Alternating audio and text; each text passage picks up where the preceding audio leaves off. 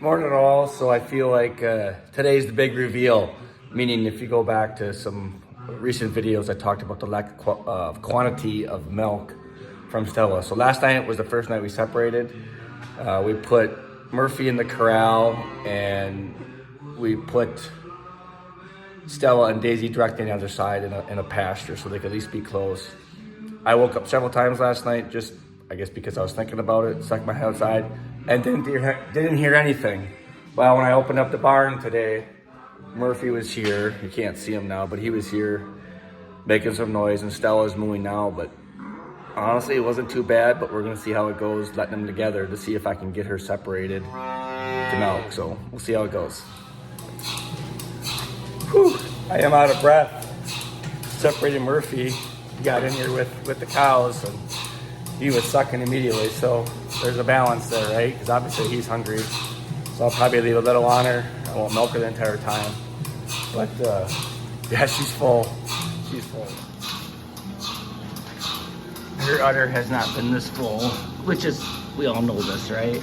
But as my friend said too, that has a lot of experience, is with them being separated, she'll learn to hold back milk for him, which again, I'm okay because we're not doing this for really production amount per se, but yeah, she has a beautiful udder. So we'll milk her and we'll leave some in there for Murph because there's no doubt he's hungry.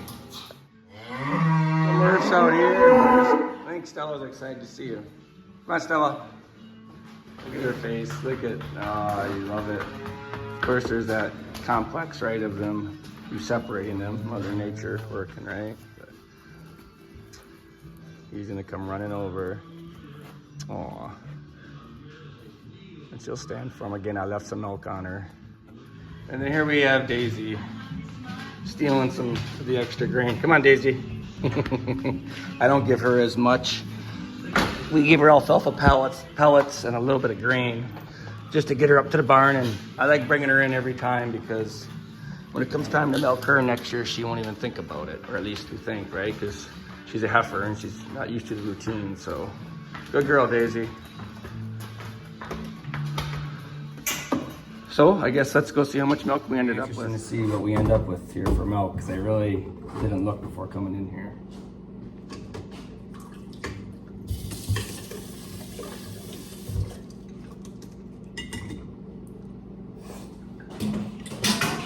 Well, definitely more than we have been getting.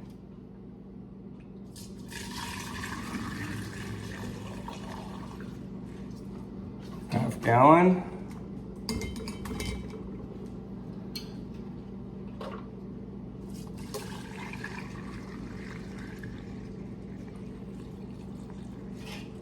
Another half a gallon. So we have 1 gallon total.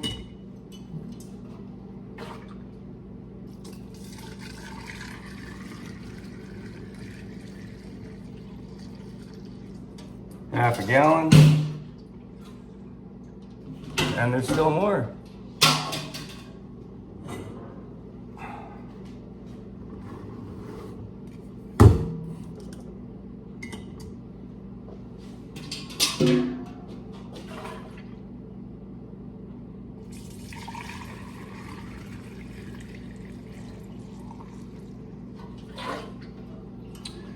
Two gallons so far.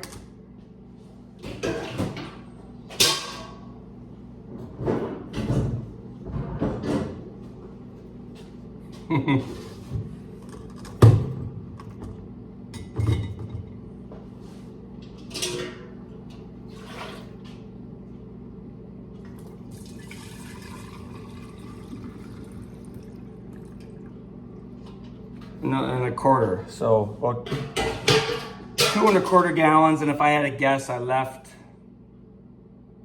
at least another quart, maybe half gallon in her, so probably about 3 gallons once a day after being separated from Murph for 12 hours. So that's a lot of milk.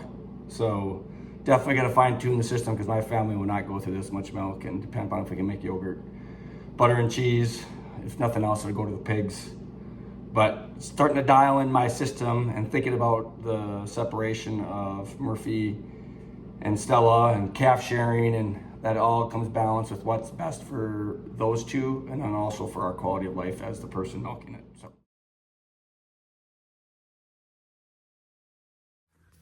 Gumbas, Gumbas, Gumbas. Moving the girls and Murphy to a new paddock. Gumbas, Gumbas.